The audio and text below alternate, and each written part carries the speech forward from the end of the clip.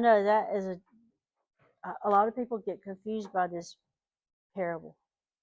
Does that make sense to y'all?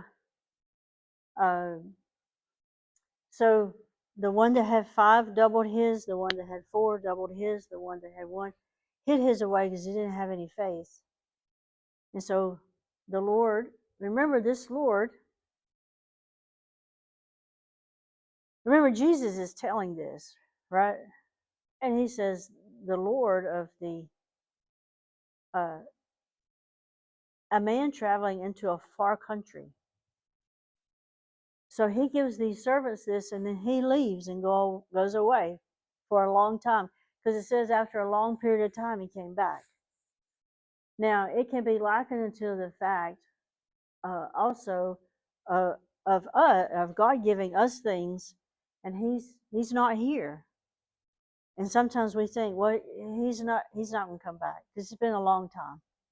But he is going to come back, okay? Or either we're just going to die and go be with him. But the talents, so in this parable, the talent is money, okay? It's an amount of money. You know, we would say kilos, or we would say pounds, and it would be gold or silver. But we could also think of it as a talent, like a real talent that we're given, you know, a gift, a spiritual gift, or a talent, or something that we're given, that God gives us. Although in this instance, it's not referring to talent that way, but we could we could apply it that way, I guess is what I'm trying to say. God gives all of us gifts, spiritual gifts. He gives every Christian at least one, and probably more than one. Okay? And that might be fun to study sometime, is the different spiritual gifts, because there's very many of them. And it's good to know what yours one is. You can even take a test on it, okay? If they have tests on them, you can take a test and try to find out your spiritual gift,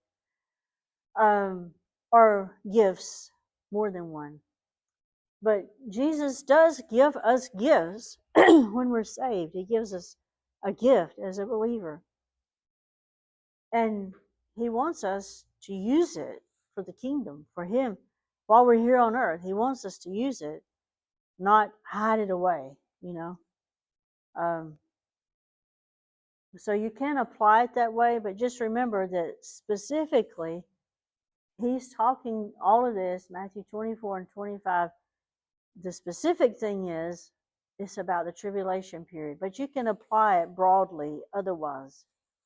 So does that make sense and not be confusing to y'all?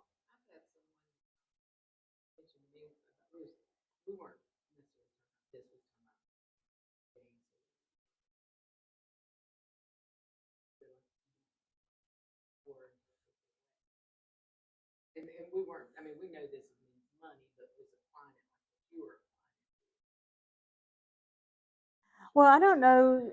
So as far as spiritual gifts, I don't think the Lord would take it away, but it would just be the fact that, so see, if you're given a talent or a gift, you know, the more you do something, the better you get at it, right? I mean, the first time you bake a cake, it probably comes out horrible, but if you bake 10,000 of them, they'll be beautiful. Or, you know, the first time you ride a bike, you may fall over. If you ride it every day, you'll get better and better at it, right? My mother can't ride a bike. I always used to laugh at her. And you never learned how to ride a bike. So, but, you know, if you ride it, the more and more you ride it, the better you'll get at it, right? It's true of anything we do.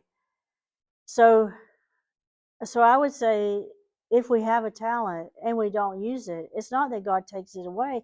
It's just that you don't ever get good at it. And it may actually wind down because you're not using it. You know, it's like when I broke my wrist last year and I couldn't use it anymore, and I had to go to therapy so long, twice a week. Well, finally, when the swelling went down and it got to where he would let me do something. For a long time, all I could do was pick up a magic marker, and I couldn't do anything. But finally, it got down to a certain amount, and he started letting me pick up 2 pounds. And then they would do this thing, and they would say, "Well, they call it the grip test." And he would measure the grip of my left hand and then the grip of my right hand.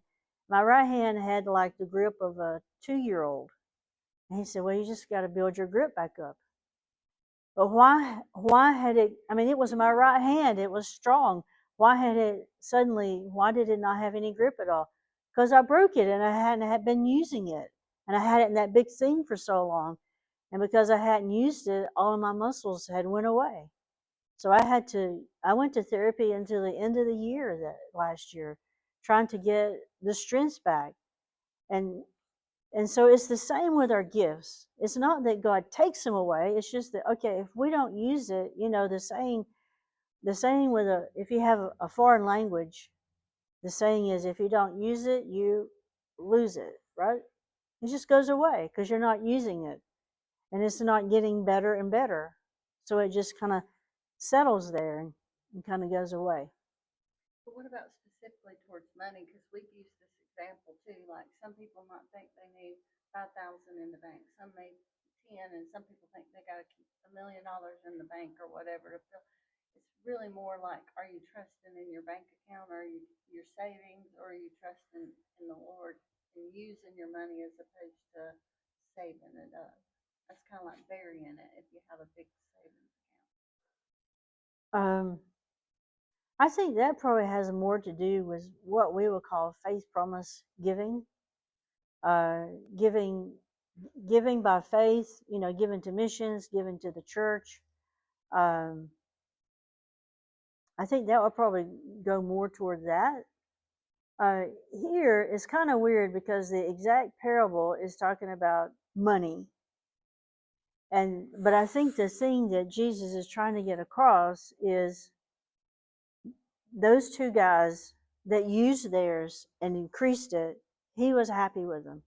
The one that didn't use it, he didn't use it because he didn't have any faith. Because really, he, in our terms, we would say he really wasn't saved. So that's why at the end it says, if I can find it, cast the unprofitable servant into outer darkness, there shall be weeping and gnashing of teeth. So he was unprofitable because he didn't really have any faith because he really wasn't saved. So I think it's more about using our talent, using what we have for the Lord, or either people who don't use it. Well, I was looking at like the opposite of giving. Like if you just think you got to save and save and save as opposed to give, then you're not really trusting the Lord because you're like, if anything happens, I'll have that savings. Right. Yeah, for sure. I mean, we could go to remember the story about the feeding of the 5,000, the little lad. He gave everything he had, right? All he had was 5 loaves and 2 fish, and he gave it all. But at the end of the day, he had more than he ever had in his whole life because he's the one, in my opinion, he's the one who went home with all 12 baskets of the leftovers. And I know that Dr. Howard used to have a sermon that he used called Living on the Leftovers. And he used the little lad as an example. And he said we can live better on God's leftovers than our own initial stuff. Because remember, his initial stuff was only 5 loaves and 2 fish. But when he gave it all away, the leftovers the little lad was living on was not his leftovers, but God's leftovers. So I think you can look at that example to say, yes, it is a very good idea to give. And the more you give, it's not like it's going to come boomeranging back to you. It might, but it might not. You may give and give, and you may not see it in this life. We're not guaranteed that. But if you don't see it, I told someone once, I said, for sure, if you don't see it down here, that means God's got it for you in heaven.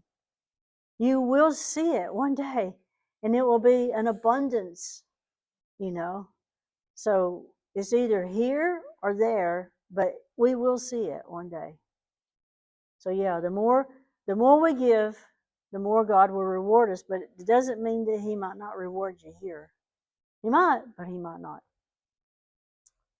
So good questions. Anybody else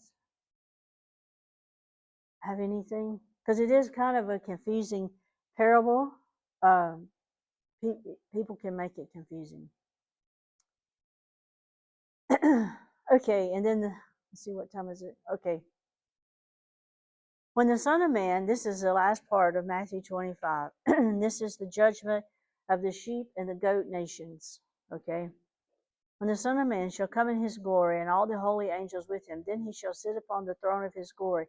Now this coming shall come in his glory, and all the holy angels with him. This will be at the end of the tribulation to set up the millennial kingdom.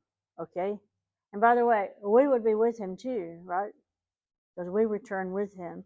We know that from Revelation. But right now he's not telling you everything.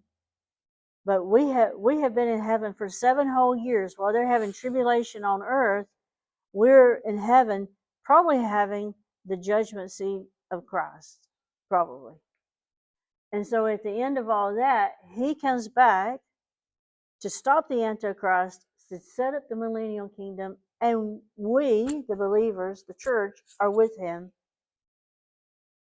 So this is the second coming, when every eye shall see him. And before him shall be gathered all nations.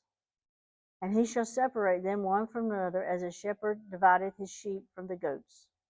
So this is the sheep and the goat nations. And he shall set the sheep on the right hand, and the goats on the left. And the king, that's Jesus, right? That's the Messiah, that's Jesus Christ. The king shall say unto them on his right hand, that's the sheep nations. Remember, this is nations. Come, ye blessed of my Father, inherit the kingdom prepared for you from the foundation of the world. This is the millennial kingdom, okay? Remember that the millennial kingdom is going to be peopled by people in this body, in this physical body. And they're going to go into the millennium. The curse is going to be lifted, and they will be able to live a long life again, like they did before the flood. They'll have long lives. They'll get married. They'll have children, and they'll repeople the earth. That's who Jesus is going to rule over. And we, the believers, we are not in this body. We're in our resurrection body, right? We can't get married and have children and all that in the resurrection body. So what will we do? I don't know. We'll do other things. And there's another passage that says we will rule. So I don't know exactly what we'll do. But this is for the people who live through the tribulation, and they're going to enter the millennial kingdom in their physical earthly body, and they're the ones that will repeople the earth during the 1,000 years of the millennial. Okay? And so he's letting them come in, and he says, I was hungered and you gave me meat. I was thirsty, you gave me drink. I was a stranger and you took me in. Naked, you clothed me. I was sick and you visited me. I was in prison and you came unto me. Then shall the righteous, those sheep nations, they shall answer and say, when? When saw we thee a stranger and took you in, or naked and clothed you? Or when saw we thee sick or in prison and came unto thee? And the king shall answer and say unto them, I love this verse, verily I say unto you, inasmuch as ye done it unto one of the least of these my brethren, ye did it unto me. And who's he talking about? He's not talking about us. He's not talking about Christians, because we are in a resurrection body with him. He's talking about the Jewish people, his physical earthly brethren. He's saying, when you help the Jewish people in the tribulation, it's like you are helping me. Okay? Then he shall say unto them on the left, the goat nations, depart, ye cursed, into everlasting fire, prepared for the devil and his angels. Again, everything but just negation.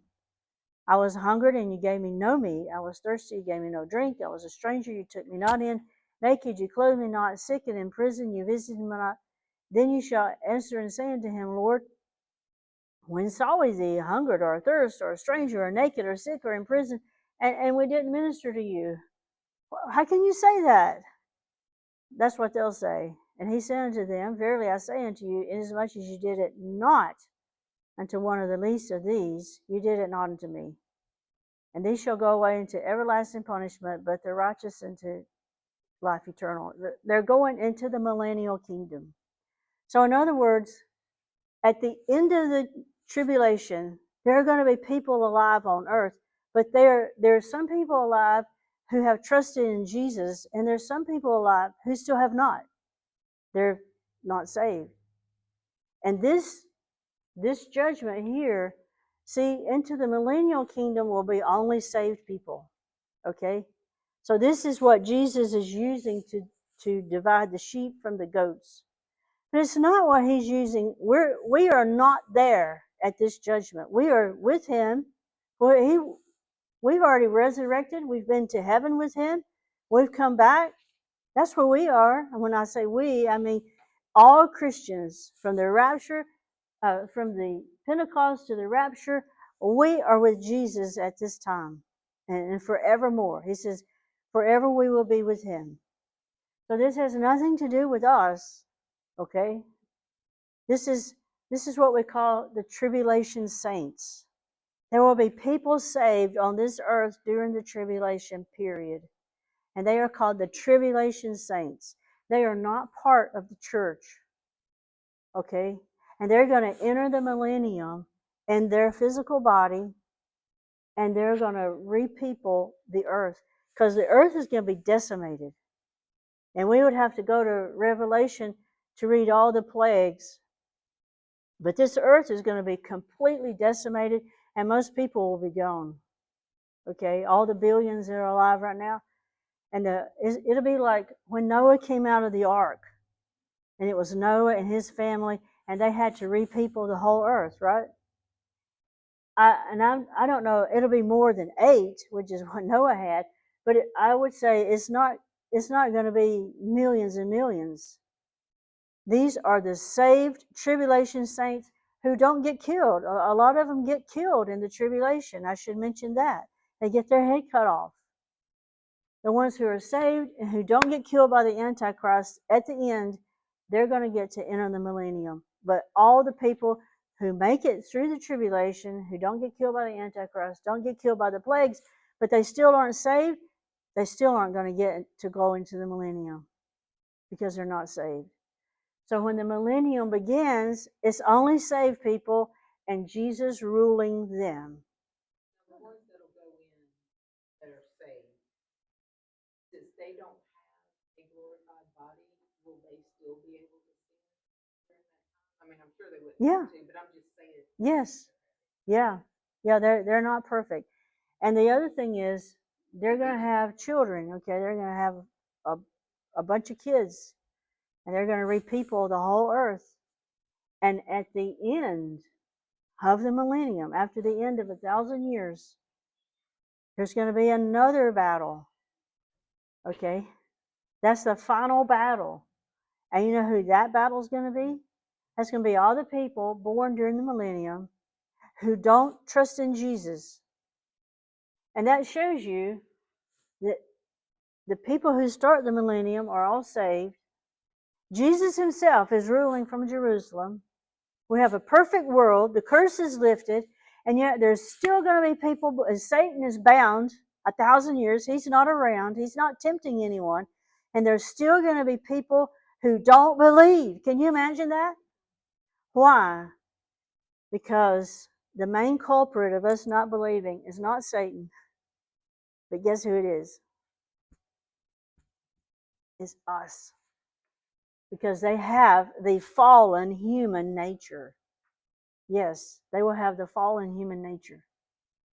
And they will rebel against Jesus. And that'll be the final battle. Remember, Satan is loosed from the abyss, and he gathers all of those who are rebellious in heart.